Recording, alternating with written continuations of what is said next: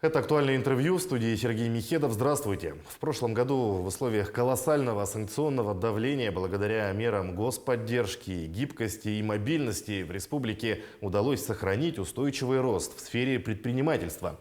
Якутия вошла в тройку лучших регионов Дальнего Востока по числу плательщиков налога на профессиональный доход.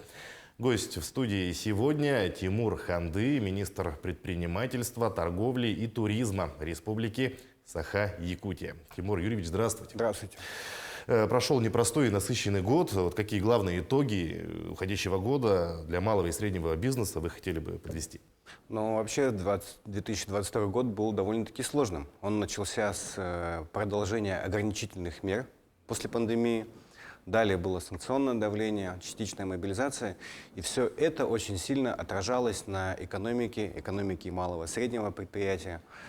Ну и, соответственно, при помощи коммуникации, при помощи оперативных сигналов со стороны профессиональных бизнес-сообществ мы смогли действительно устоять, сохранить, даже в каком-то моменте развиться. То, что вы сказали в части налога на профессиональный доход, простыми словами, это самозанятые. Это был пилотный проект для того, чтобы экономическое население увеличилось. И действительно, оно увеличивается, наверное, очень сильно. Я просто приведу некоторые цифры. На конец 2020 года у нас было 4900 самозанятых. В следующем году уже 16 тысяч, а сегодня мы приближаемся к отметке 30 тысяч. Это все, что раньше было мимо системы налогообложения, и поэтому увеличение налогов, поступление в бюджет, а это в дальнейшем показывает, поступает в разные уровни бюджета и направляется на развитие городов и других мероприятий. Вот какие меры поддержки для бизнеса были предприняты в прошлом году? Самая главная поддержка, конечно, мы с бизнес-сообществами очень детально отрабатывали, значит, снижение налога, упрощенная система налогообложения. Это основная система, которую используют наши предприниматели. И мы смогли подать налоговую заявку обоснованную, и глава Якутии Арсений Сергеевич поручил снизить до минимальных значений. Были проблемы с выпадающими доходами среди муниципальных, потому что вообще в целом упрощенная система налогообложения – это региональный налог. И он обычно попадает в региональный бюджет. Но у нас классификатор поменятый, мы сменили на бюджетном, и получается у нас поступление идет в муниципалитет. И поэтому при снижении снижается поступление в муниципальный бюджет. Но, как показала практика, идет увеличение в бюджет. И за счет того, что люди видят, что есть возможность и открываются, меняют систему налогообложения, выходят в белый свет, и им открываются государственные меры поддержки. Вот как развивалась сфера туризма и общественного питания в Якутии в прошлом году? Вот как можно оценить вклад предприятий этих отраслей в экономику региона? Туризм вообще очень большой сектор экономики, общепиты. Допустим, оборот общепита в прошлом году составил 23 миллиарда рублей, из них 15 миллиардов – это только город Якутск.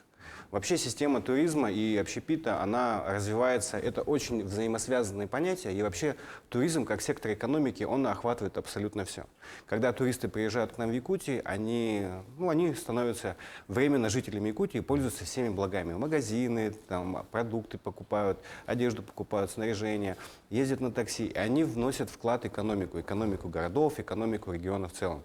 Поэтому общепиты в прошлом году, конечно же, они увидели поддержку со стороны государства. Мы вышли на туристический поток до пандемийных показателей. Это уже очень хороший показатель на самом деле. То есть предприниматели могут планировать. И у нас пока что нет полной цифры, да, сколько мы получили за 2022 год. Статистика нам чуть попозже покажет. Но за январь-ноябрь у нас 196 тысяч туристов прибыло на территории республики. Это хороший показатель. У нас есть определенные планы на 2023 год.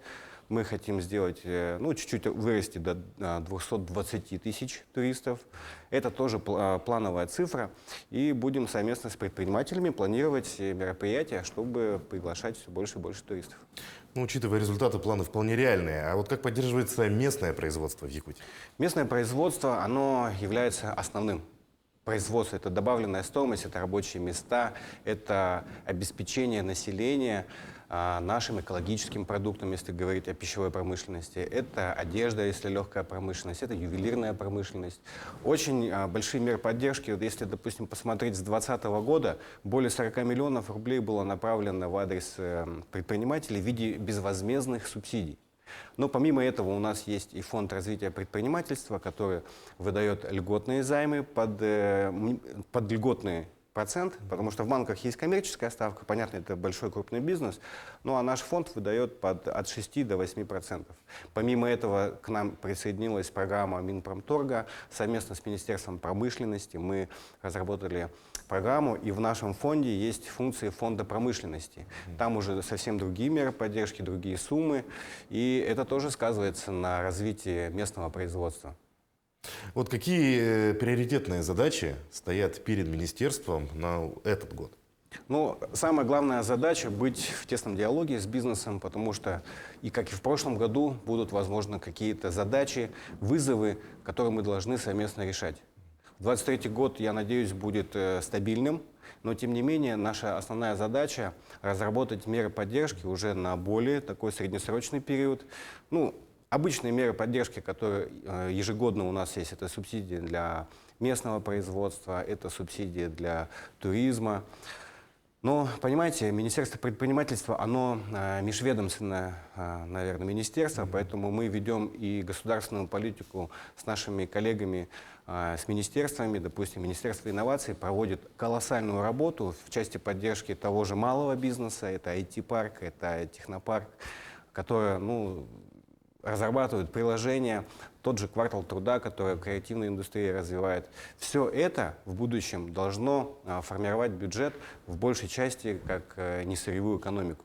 Это важный момент, потому что наша республика сырьевая, но мы всегда должны знать то, что в моменте мы должны использовать и ресурсы несырьевой экономики. А это малый бизнес, это креативная индустрия и так далее. Вернемся к прошлому году. Какие инструменты поддержки бизнеса работают в Якутии в принципе, да? Вот, и какие они показали результаты в прошлом году? Ну, наш основной инструмент нашего министерства — это центр «Мой бизнес». Это национальный проект, это институт развития, который, в принципе, у нас работает уже довольно-таки давно. Раньше при поддержке ЦПП, раньше называлось Центр поддержки предпринимательства, но потом во всей Российской Федерации появилось такое понятие, как Центр «Мой бизнес», а мы уже были готовы, потому что вся инфраструктура была готова и попала в национальный проект. Сегодня в республике во всех районах представители Центра «Мой бизнес» есть, которые консультируют по всем вопросам всех министерств, все, что связано с развитием бизнеса. Тем не менее, есть помимо представителей Центра оказания услуг, 24 Центра оказания услуг. Центр «Мой бизнес» — это то место, куда можно прийти получить услугу. Можно получить услугу дистанционно, то есть мы понимаем то, что расстояния в республике у нас довольно-таки большие, чтобы пойти, там, нотариус, договор, что-то сделать, мы все понимая, это делаем дистанционно. У нас за год через такие центры услуг, через представителей прошло около 25 тысяч консультаций для того, чтобы стать предпринимателем, развить свой бизнес, узнать о мерах поддержки. Помимо этого у нас есть институт развития, это фонд развития предпринимательства, о нем я уже чуть-чуть рассказал. За прошлый год мы оказали поддержку предпринимателям на сумму 1 миллиард 800 миллионов рублей. Ну, так усредненно. Это займы для торговли в размере 300 миллионов рублей для пополнения оборотных средств. Это важно, потому что раньше на пополнение оборотных средств займы не давали. Давали только на инвестиционные, на проекты, что нужно развить, что-то сделать, доказать, а тут на оборотные средства. Также у нас есть агентство развития туризма и территориального маркетинга. Здесь их основная функция, конечно, реализовывать государственную политику в сфере туризма. Объясню, что это такое. Здесь очень много предприятий, которые занимаются туризмом. В прошлом году задачу, которую мы перед собой поставили, объединить всех в ассоциации, чтобы все понимали, в каком векторе движется государство, чтобы, возможно, где-то себя поправить, потому что лучше бизнеса, никто не знает, чем они должны заниматься. Поэтому в тесном диалоге мы выстраиваем государственную политику по туризму, и на самом деле в прошлом году проведена очень большая работа, и одно из самых таких, наверное, моментов — это участие в национальном проекте «Туризм и индустрия гостеприимства».